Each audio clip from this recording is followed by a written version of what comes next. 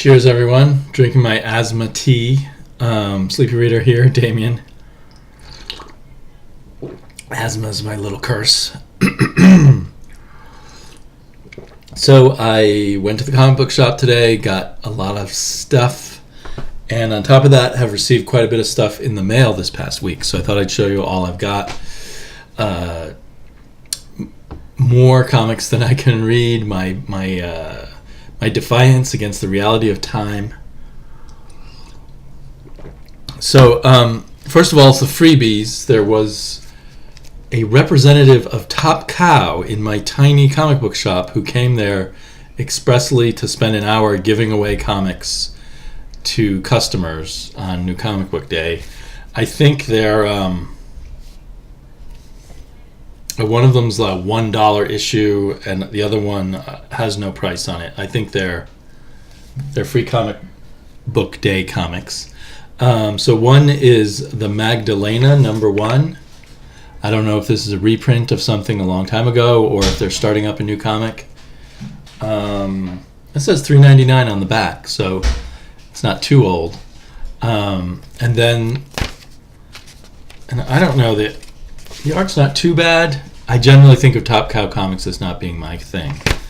And then there's Think Tank #1, which is one of these Image Essentials, or Image Firsts.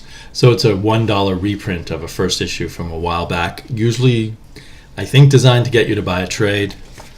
I might read these if I have time. Then today was the day previews come out. So I got this giant previews book, which I've already glanced through. It really drives me crazy how the major small publishers, like Boom and Valiant, are stuck in the middle of all this obscure stuff. So it takes a lot of work to find them. Dark Horse and DC and Image are easy to find, but then after that, like Boom and Oni and IDW and other ones on that level, Aftershock, they are scattered throughout, and I find that irritating. There's just too much stuff in here. And then there was, of course, with that, the free Marvel's preview. I guess it's free anyway, even if you don't get... But right now they're giving Marvel previews away for free. I didn't see the Foom issue, though, in my shop. Maybe I should look at another shop.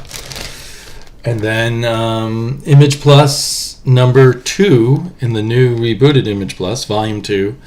The first issue of Volume 2 did have a great beginning to a witch's story. I really liked that one. So I look forward to reading that in here. Okay. Hal Jordan and the Green Lanterns.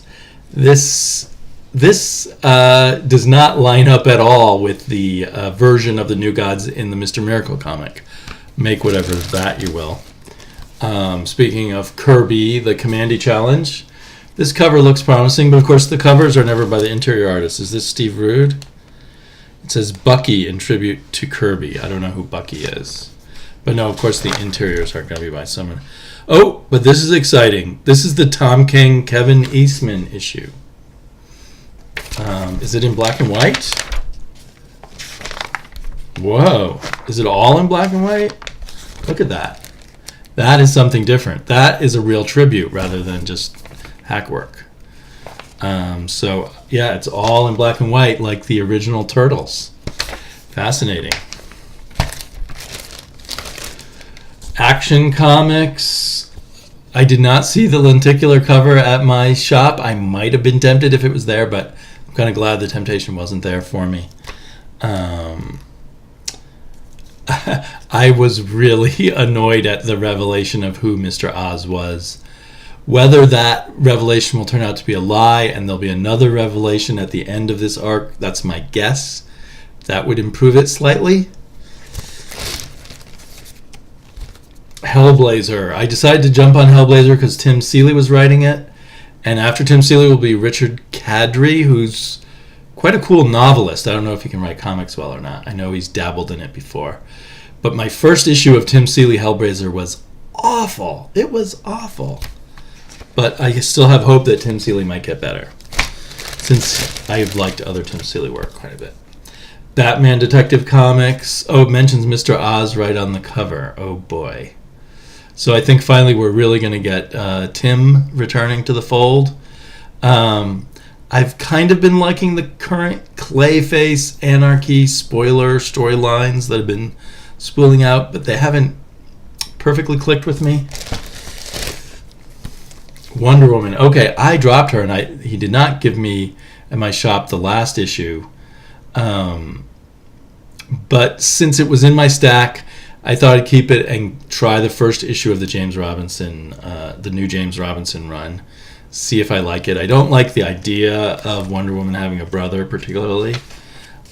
This is an artist that I've liked a lot in the past. I don't know how to pronounce his name. Carlos Pagulan or something. So I'll give it a try. Okay, well, this is a fantastic cover. Saga. I think the last issue was fun to read, not one of the more special issues of Saga, but even a less special issue of Saga is well worth getting. Then I thought I'd try this new Aftershock book called Fujitsu. I really know nothing about it. I think I ordered it based on the cover, looking through previews. The color looks nice. So we'll see. I assume it's kind of a joke on Kung Fu kind of cliches with that name, Fujitsu.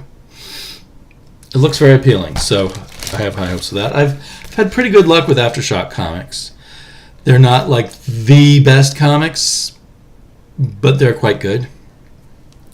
Exo Man of War, I've really been loving. Every 3 issues, the artist changes.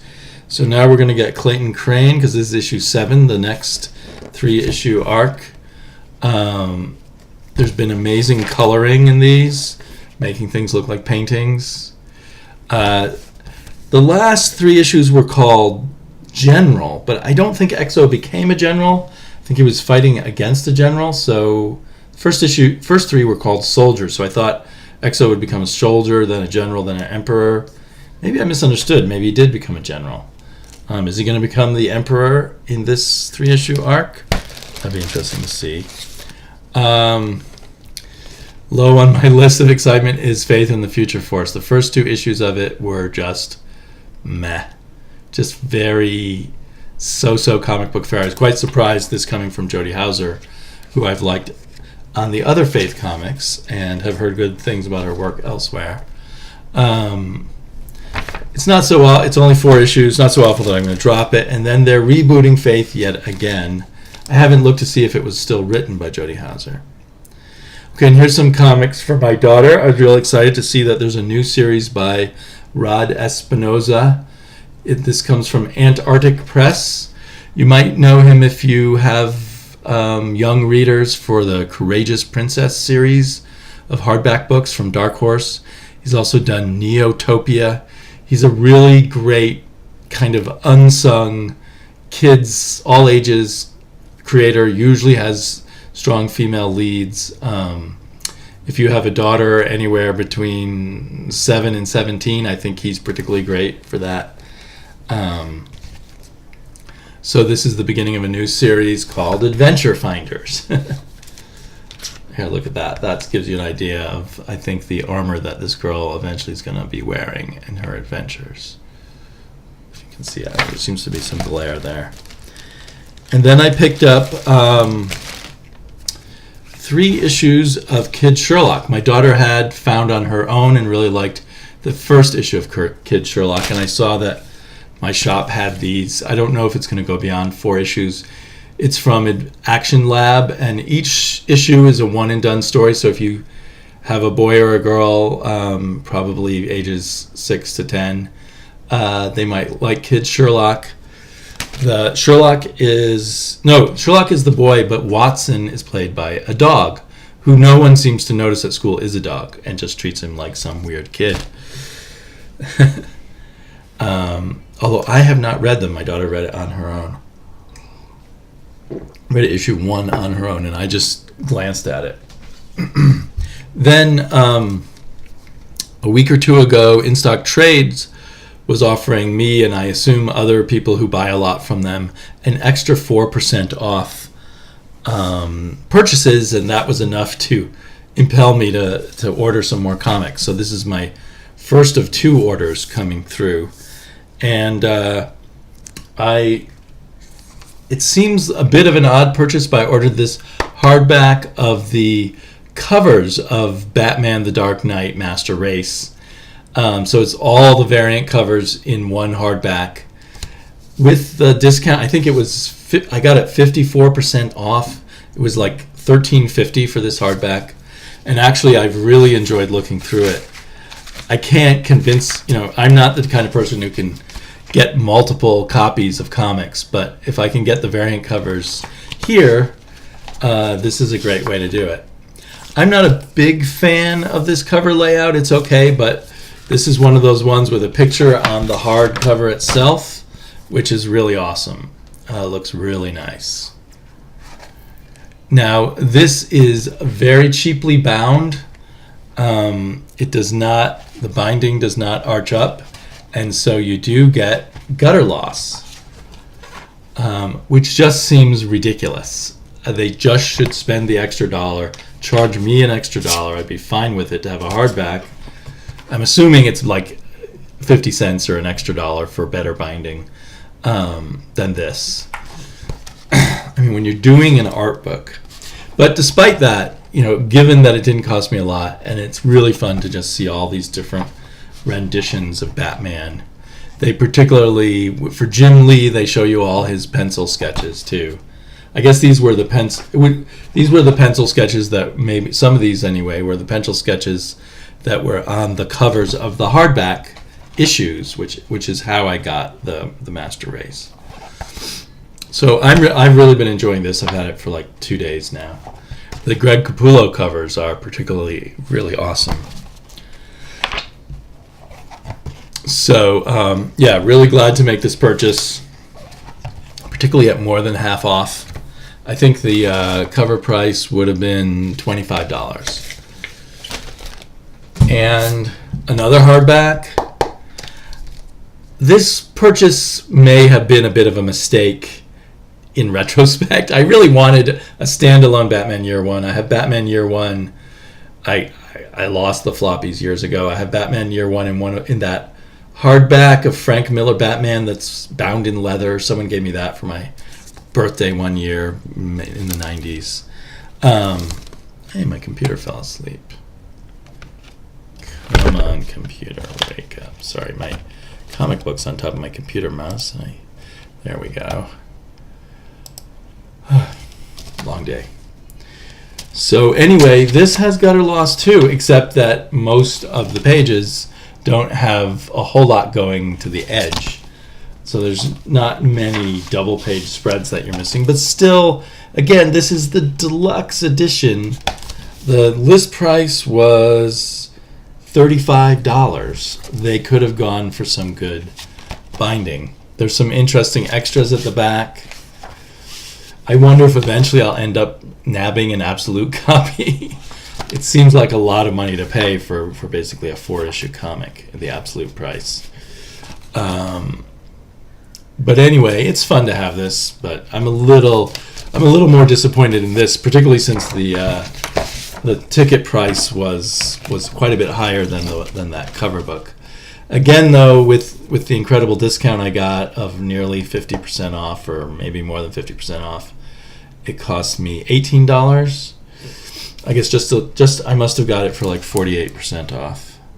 The colors look beautiful, but you know what? The paper is a bit too thin for the ink, and you can feel the ripples that the ink caused on many of these pages. So again, a little too cheaped out, both on the binding and the quality of the paper. In fact, if I'm not mistaken, the paper is a better quality. Yeah, the paper is better quality in this Dark Knight book, in this cover book, which costs less money.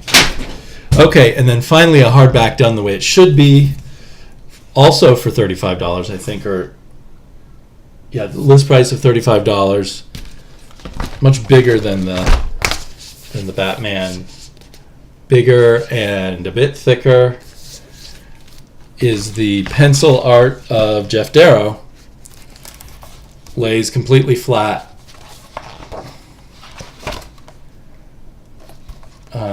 Very good binding, very nice paper. Mind-boggling art.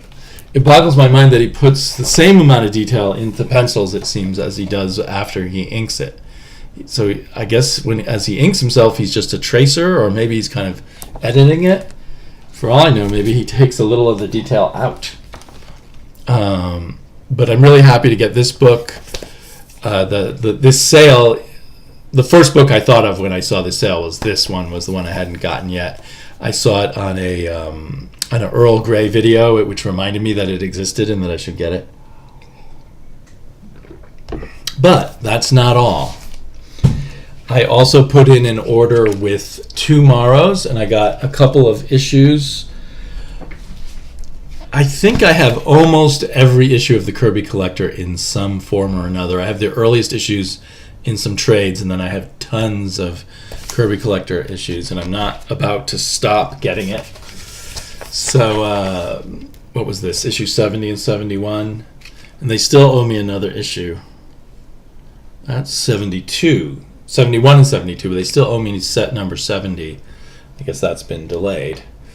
And then I also got, I really should have ordered sooner because I would have liked the hardback, but I got Kirby 100, which has 100 artists and writers, but mostly artists, talking about a favorite Kirby page.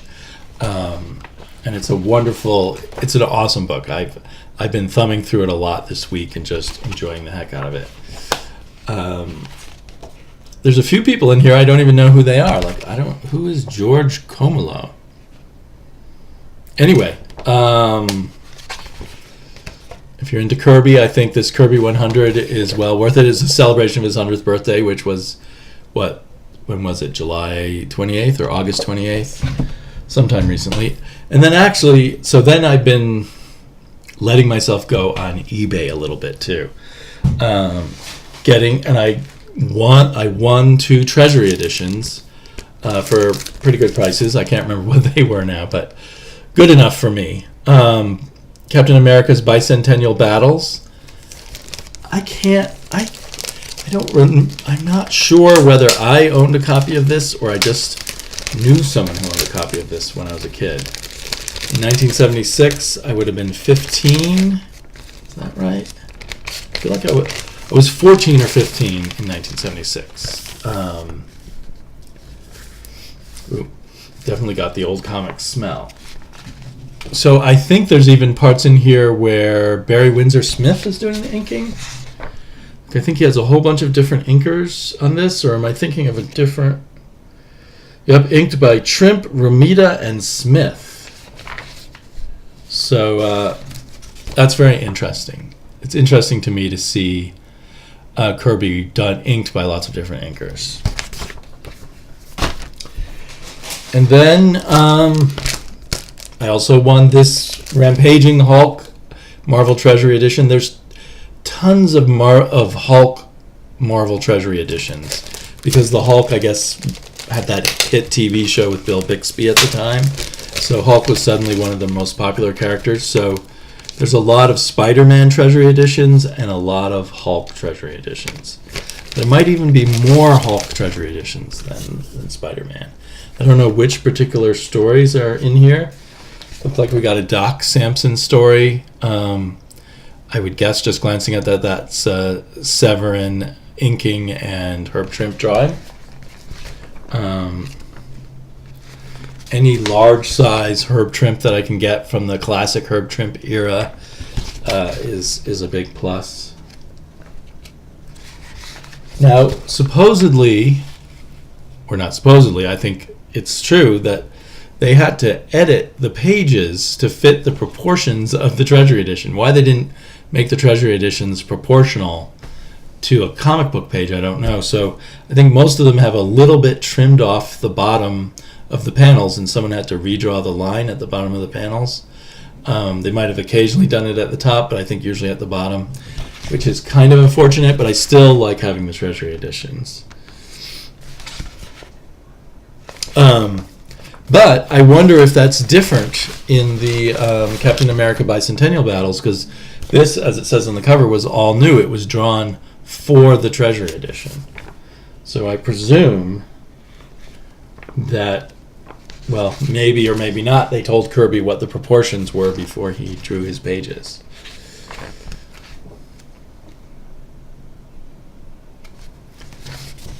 So anyway, that's my haul for this week. Too Much Comic Book Man. Too much instead of Too Much Coffee Man. And that's not coffee, it's herbal tea for asthma, which turns out to work really well for me. It's called Breathe. If anyone out there has mild asthma, you might want to try it. It's Yogi Tea. Breathe Yogi Tea. Okay, so Gabba Gabba Hey. Talk to you later.